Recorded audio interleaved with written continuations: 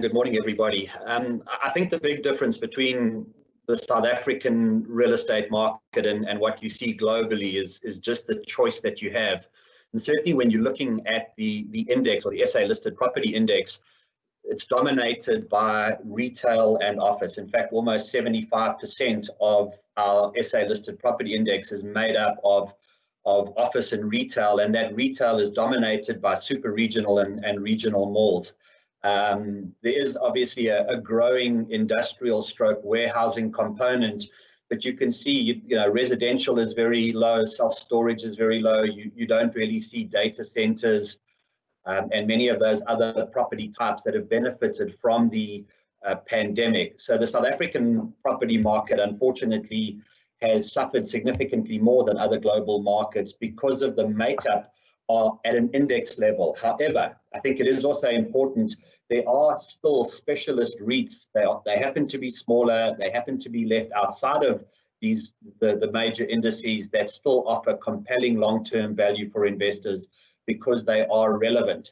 Now, that was something that I picked up listening to Andrew speak. He didn't often refer to the word quality. Now, this is something that we've been challenged on time and time again, is that we don't own enough quality in the portfolio. And I've always argued, well, yes, there is a perceived notion of what quality is in South Africa, and that's super regional malls and these very large office blocks.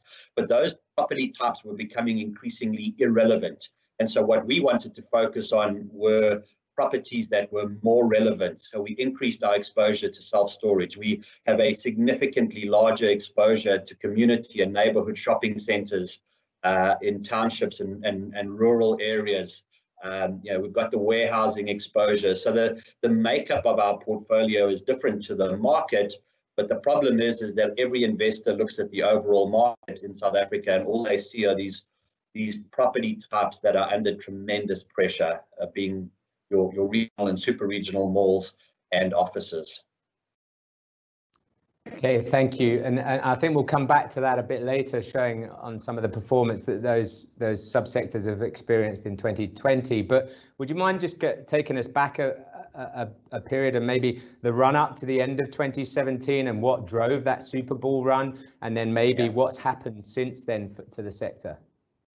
Yeah, I mean, you had after the GFC, from sort of 2010 to 2017, you had a tremendous rally in the South African listed property market, driven primarily by strong distribution growth. And that strong distribution growth was built initially on a solid property foundation, strong rental growth. There was little or no supply after the GFC, and then suddenly we had strong demand, and that drove up market rentals. Consumer spending in South Africa increased, and we had slightly stronger economic growth. And so the first sort of 4 or 5 years after the GFC, we had this strong distribution growth driven by an improvement in property fundamentals. However, from 2015 to 2017, we saw a number of South African property companies take advantage of very cheap debt in Europe and buy properties, particularly in Central and Eastern Europe. And you can see where that sort of regional allocation has got to now. It's almost 30% of the South African listed property market, but the bulk of that exposure was into retail property shopping centers, and it was funded using exceptionally cheap debt. And the distribution growth then generated between 2015 to 2017 was primarily driven by being able to borrow money at 2% and acquire properties at 7%. And that differential went straight down to your bottom line from year one. And we saw this sort of 20, 30 and 40% growth in dividends became almost the norm. It was what every property company in South Africa aspired to. But in the meanwhile, the capital structures and the corporate structures of these businesses were becoming increasingly more risky. And that was exposed at the beginning of 2018 with the resilient group of companies, the various cross-holdings, the use of economic empowerment vehicles to drive even more income growth that wasn't real. It was no cash flow. people were always asking, well, why is the group's operating cash flows negative when they're a property business? They should have positive cash flows. And increasingly more and more sell-side analysts stopped covering the company because it became difficult to reconcile cash flows with the performance or the dividends that were being paid. And that unwound it in the first quarter of 2018. Almost 130 billion rands worth of market capitalization was wiped off that group. Now, at the time, the Ned Group Investments Property Fund had no exposure to the Resilient Group whatsoever, because we had identified those problems and had divested. It was a difficult decision to make because it was almost 40% of the index at that stage. Fast forward a few more months, and then we started to experience very poor economic growth in South Africa, and it had a very negative impact on property fundamentals. And so from the second half of 2018 to February or March this year, we'd seen a decline in property values in South Africa. We'd seen an increase in vacancies, a drop in market rentals across most property types, the exception being warehousing and self-storage. And then obviously the pandemic hit, and so we went into the pandemic in far worse shape than the global property market. And for that reason, we find ourselves, the market at least finds itself down over 50% in 2020. And is that broad-based, or is are there pockets of opportunity within the universe that aren't necessarily under pressure? Yeah, I mean, if you look at the performance of the Ned Group Investments Property Fund over this period, significantly outperformed both the peer group and the market. That, in October alone, the outperformance was 9%.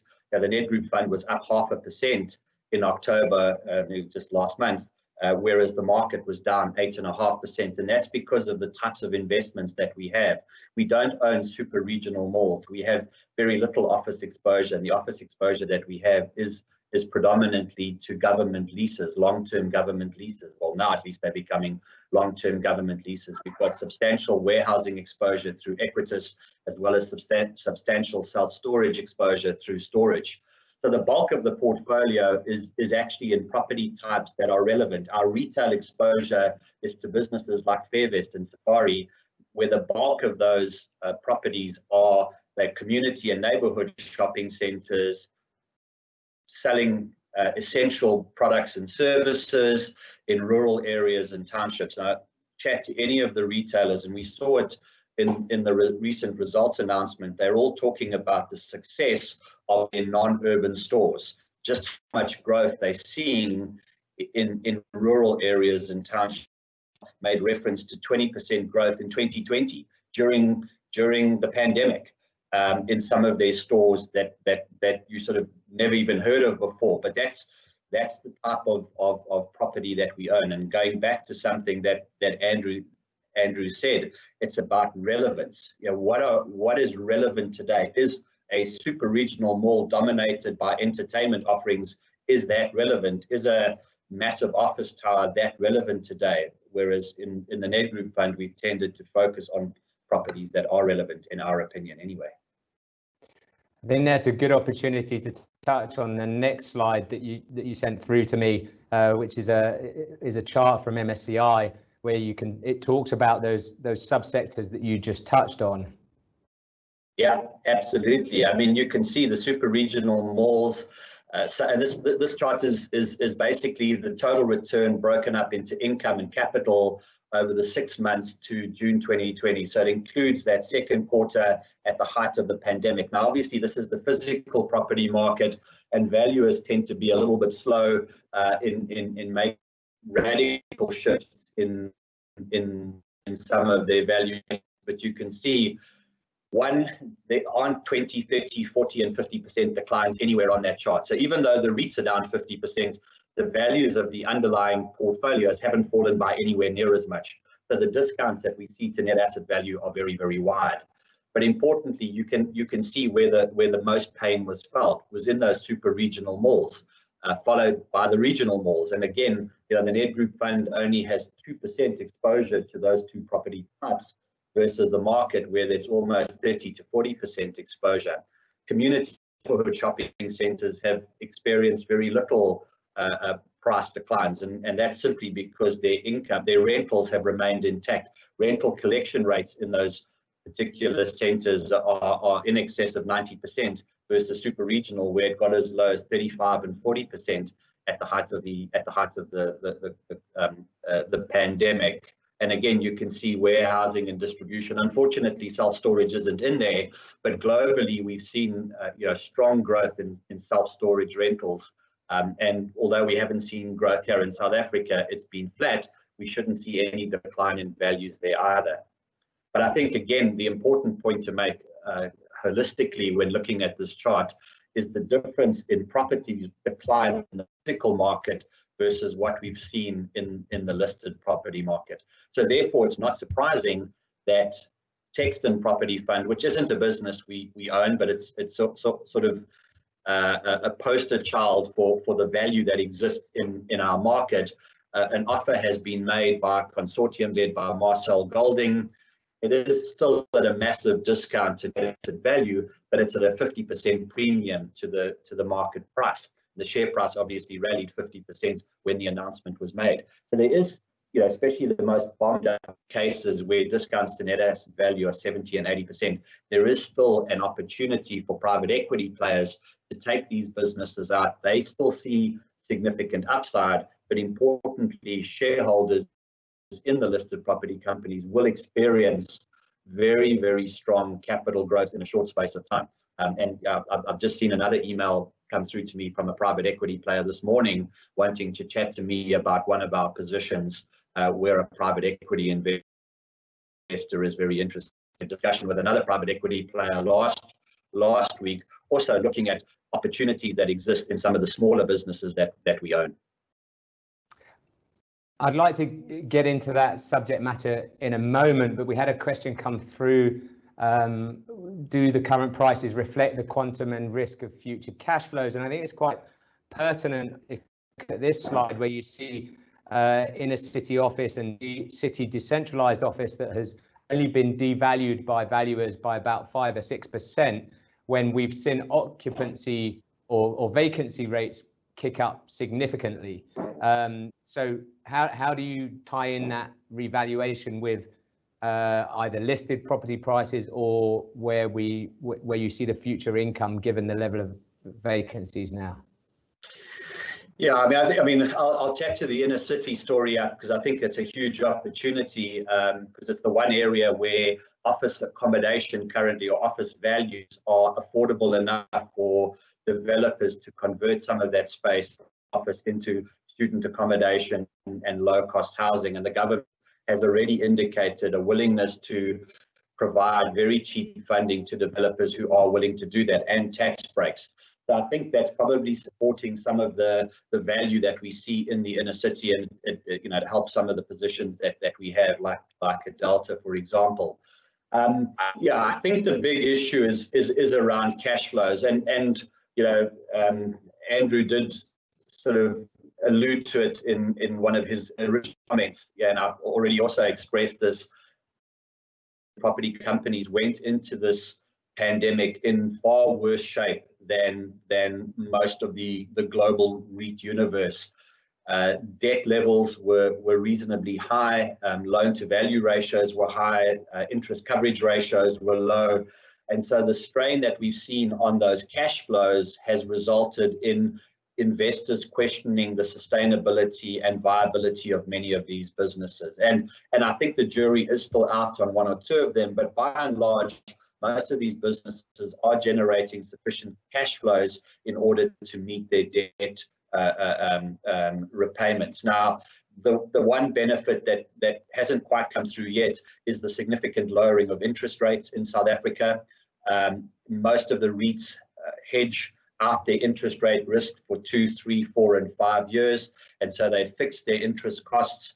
They will only start to enjoy the benefit of those much lower interest rates further down the line. Some have got shorter debt maturity profiles, and as a result, they will start to enjoy those benefits sooner rather than later. But the bulk of the sector will probably have to wait 2 to 3 years before they can enjoy it now.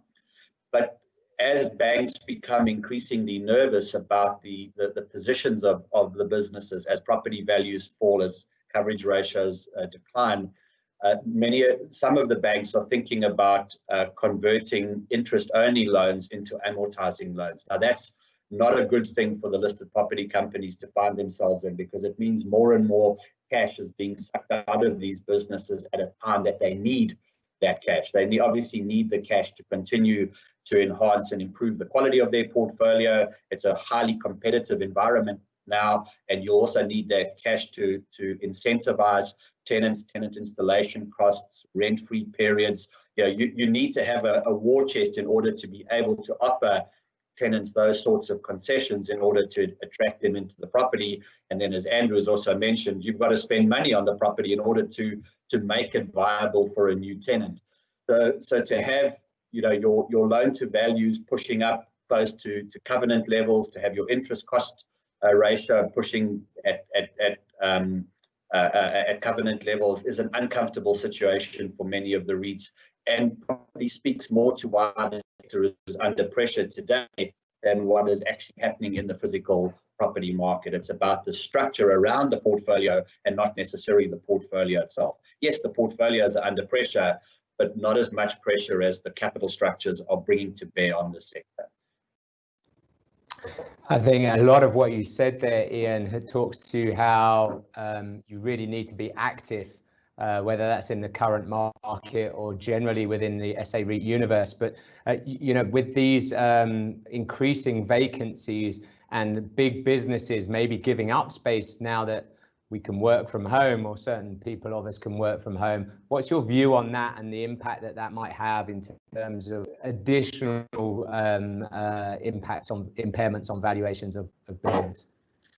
Yeah, I mean, again, it's going to be felt mostly in that sort of decent office market. I think the big problem that we have in South Africa is, well, if a property becomes irrelevant, or the usage of that property becomes increasingly irrelevant, you can then look to reposition it and repurpose it for something else.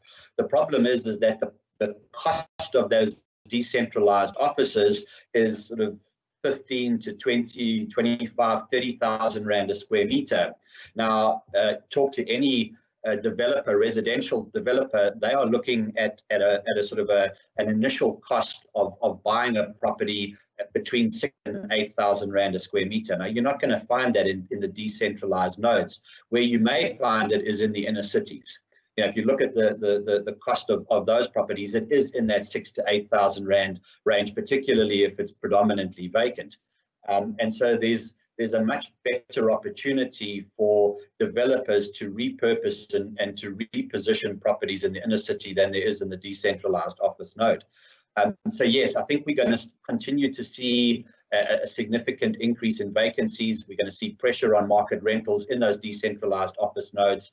Again, one of the things that we've done within the Nedgroup Investments Property Fund is to reduce or almost have no exposure to those markets. One of the reasons why we don't own Growth Point at the moment is because of their huge office exposure, together with some of the regional and super regional exposure that they have.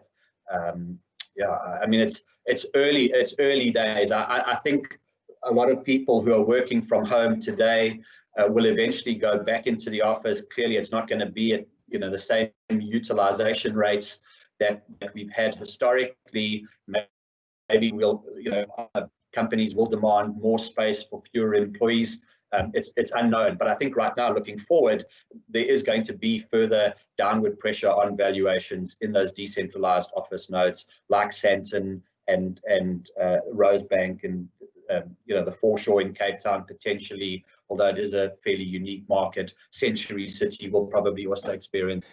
So Ian, what I'd like to do just quickly before we move on to that private equity question is just touch on some of the big constituents of the index, and I don't think it's very well appreciated about how much exposure there is dominated in, say, the top 4 or 5 names. Yeah, and I think it's one of the reasons why the sort of geographic split looks the way it does. You've got Netty, Rockcastle, as the second largest constituent in the SA listed property index, and it doesn't have a single asset in South Africa. So it does make it somewhat confusing for investors who want to buy South African property but end up having more than 50% exposure to non-South African markets. And Nepi Rockcastle is 100% exposed to Central and Eastern European retail. Increasingly, it had a small office component which it's been offloading, but it's now predominantly in Eastern European retail, and we know what's happening in those markets is a second wave of virus infections, which is far worse than the initial wave. Pretty much all of the countries that Nepi is invested in are recording record high levels of infections and now deaths as well. So going into a lockdown with a lot of their centres increasingly being closed, not the whole centre, but certainly the entertainment aspects of their centres being closed, it makes analysing from a South African investor perspective, analysing the sector is a lot more difficult, because you need to know what is going on in each one of these markets, and clearly we're not on the ground there. You can't go there and kick the tires at the moment, and I doubt whether we'll be able to go there for quite some time. So it's very difficult to make an assessment of what's going on. Similarly, Growthpoint has investments all over the world. It has a pretty good investment in Australia. It has some investments in the UK. It bought capital in region probably at the wrong time. I think the value there is down about 70%. And then it also has an Eastern European exposure, although that's not retail, it's predominantly offices. And similarly, as you go down that list, Fortress and Redefine and Resilient, I mean, the sort of first reasonable name that you get to is probably Equitas, which is now a large constituent in the Nedgroup Investments Property Fund. We actually don't own any of the first 5 companies on that list. We don't own many of the companies on that list. We do own storage. We've got a small position in Vukile. We've got Equitas, but that's about it. Because of the predominance of high-end, fashion-dominated retail and offices in that mix.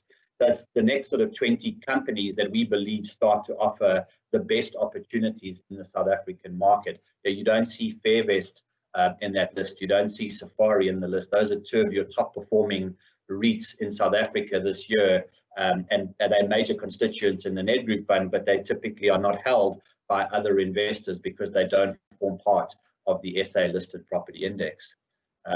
Just going on and talking about the sort of problems that the Resilient Group presented for the market back in 2018. You go down to the second last name on that list, Lighthouse Capital. That is another Resilient Group company. It is owned by Resilient, predominantly owned by Resilient. Its biggest investment today is Hammerson. Now, I think if I had to bring Andrew in here and ask him his view on Hammerson right now, I'm pretty convinced that you won't see Hammerson in his portfolio. But now investors in South Africa who have avoided Hammerson but own Resilient or Lighthouse have substantial geared exposure into that business. And the UK is about to go into a month-long lockdown. Another major concern that investors need to be worried about, investors in the sector. Again, the Nedgroup Investments Property Fund is avoiding that exposure. Thank you, Ian. And what about the levels of debt in some of these businesses, and especially with those businesses that have issued debt overseas, and perhaps particularly with some pressure on rental income? Are they going to be breaching covenants? Are the valuation of their properties going to be downgraded, and will that have an impact on their ability to continue servicing the debt?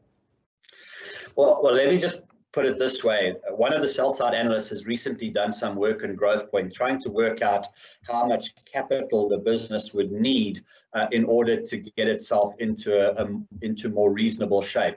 And they estimate somewhere between 15 and 20 billion rands worth of additional equity will need to be raised at a 50 to 60% discount to net asset value. That is just a massive number. I don't even know how they do that, to be quite frank. Because I just don't think there are enough investors in South Africa willing to put that sort of money up, especially into a business where, it's people are worried about what's happening to property values. some of the means by which many of these companies have expanded their balance sheets has been through the use of cross-currency interest rate swaps. Therefore, you take your South African debt, which is backed by South African assets, and you convert it into European debt at much lower rates. So you've got European-based debt, South African-based assets. It's just it looks messy, and it's getting increasingly more messy. And as the rand weakens, so that position becomes worse and worse for these businesses, and that it creates cash flow problems because cross-currency interest rate swap is a derivative instrument.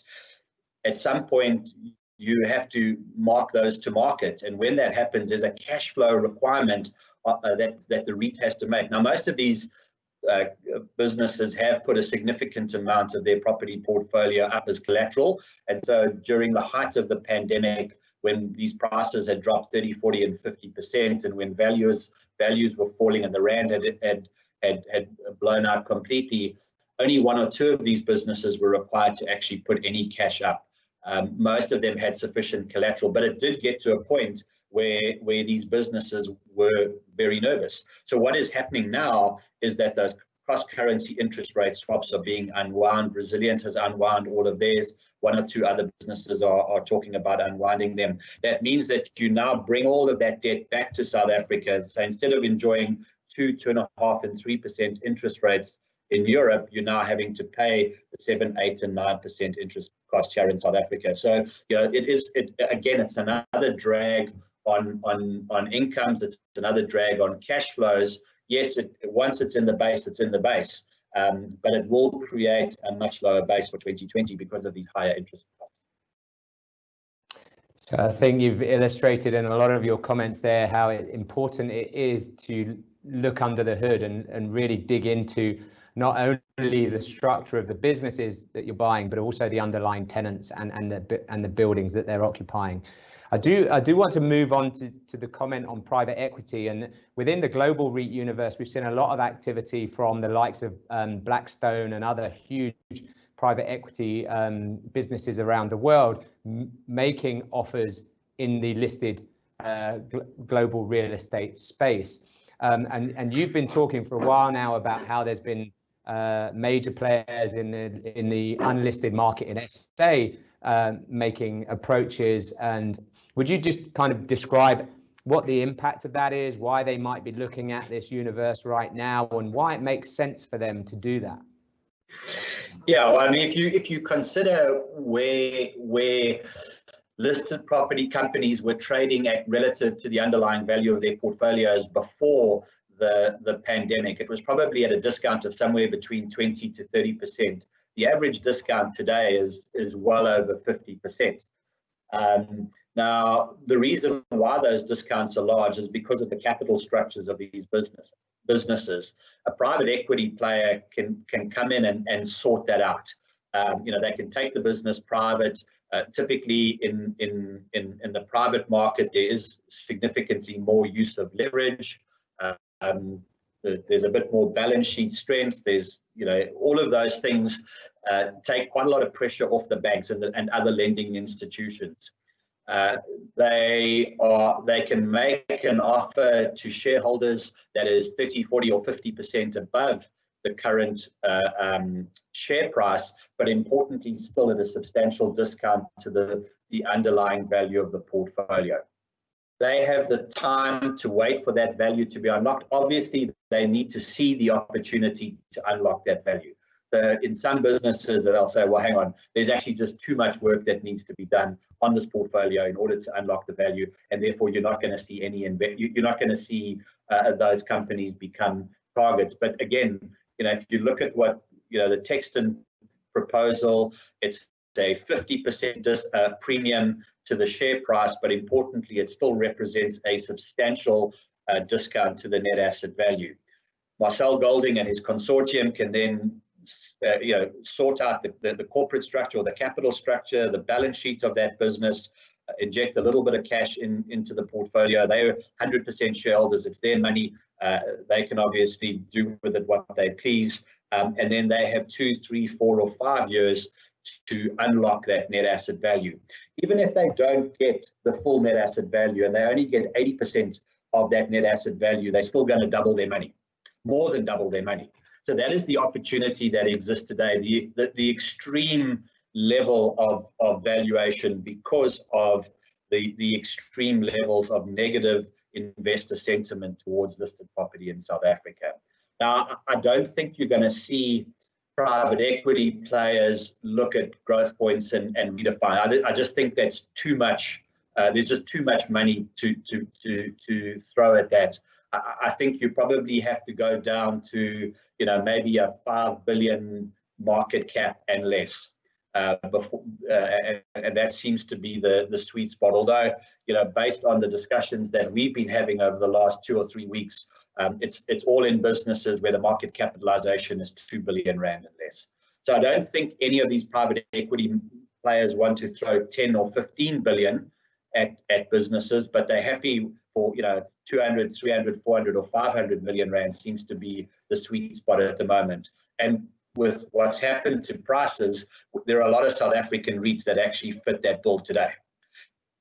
2 years ago, there were probably only 2 or 3, but now there are 7, 8, or 9 companies that are much more desirable for the private equity players in South Africa.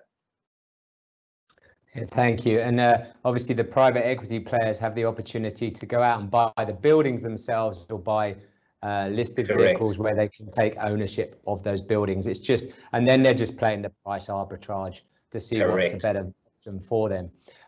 So Ian, just to finish up, you know, kind of people have been using REIT portfolios or SA property portfolios as part of their bigger investment package.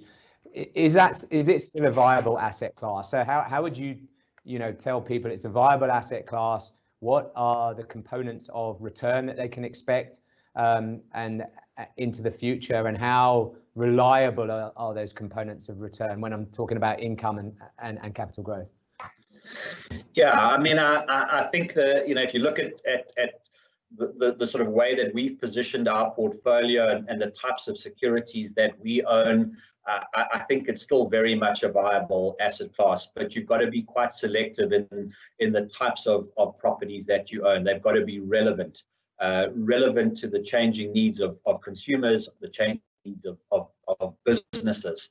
And I think that's a very, very important distinction that needs to be made. I don't think you can just go and own the market, because unfortunately, when you own the market in South Africa, you own a lot of properties that are becoming increasingly irrelevant.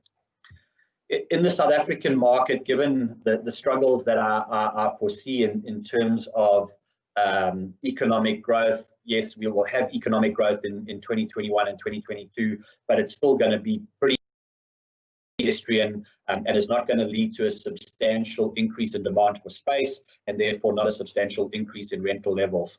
So the bulk of your return over the next 3 years is going to be derived from the income yields. We don't, you know, if you look at the current yields on South African property, it's well in excess of 10%. So it is meaningful. You know, clearly you still have to go out there and collect those rates. That's the more difficult part. But again, you know, businesses like Fairvest and Equitas and Spear and some of those other businesses that we own are continuing to collect their rentals and are paying dividends, and the dividend yields are still well in excess of 10%. So I think the sort of makeup of the return is going to be predominantly driven by your income yield. Although, having said that, I do think that you know, if we can return to more normalized levels of rental collection, in other words, we get to 95 to 100%, we should see a re-rating of the South African property market, given where interest rates are and where bond yields are. Now, that could lead to you know, as much as a 50% improvement in prices. It's a lot. I don't think it's going to happen anytime soon, because the headwinds that we face are still substantial. But in the meanwhile, you're going to be collecting an income yield in excess of 10% relative to other asset classes where the yields are anywhere from 4 to 8%. You know, but it's, you know, there's just a little bit more uncertainty in the market. However, with the types of securities that we own, we are seeing a lot more certainty than the market itself. Okay, Ian, I have one question to finish on from that's come through. Do you, Andrew made a comment on Investec Australia's executive remuneration.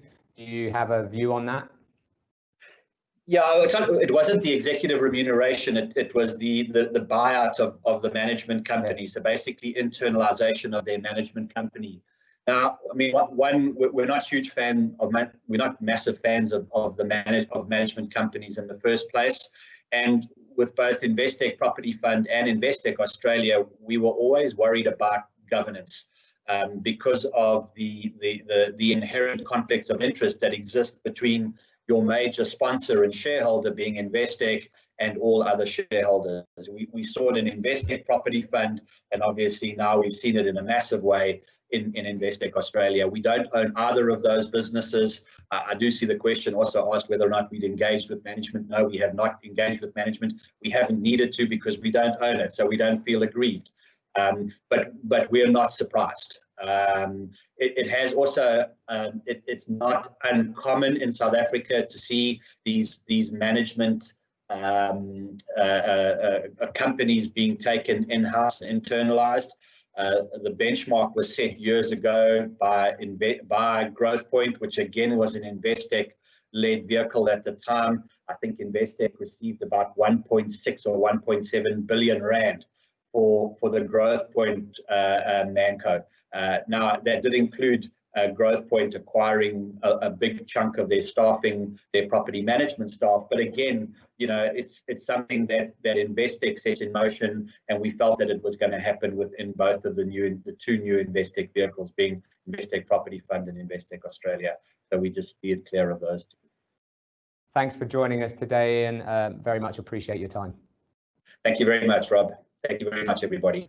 And so just to finish off, I think what we've heard from Andrew and Ian today is very much an asset class that you can use as a part of your long-term investment portfolio. There's a huge array of companies out there around the world that you can invest in to get a diversified portfolio and exposure to some very exciting themes that are driving returns around the world. Even within the SA market, you can find different property companies that will give you a good diversified exposure with some very attractive income yields as a starting point, and the potential for some capital growth should the appetite for risk in the asset class return. On that note, thank you very much for joining us today, for spending so much time with us. I hope you found it interesting. Should you wish to hear any more about either our NED Group Property Fund or our Global Property Fund, please get in touch with your NED Group consultant, and we'd be very happy to talk to you. So once again, thank you very much and have a great day.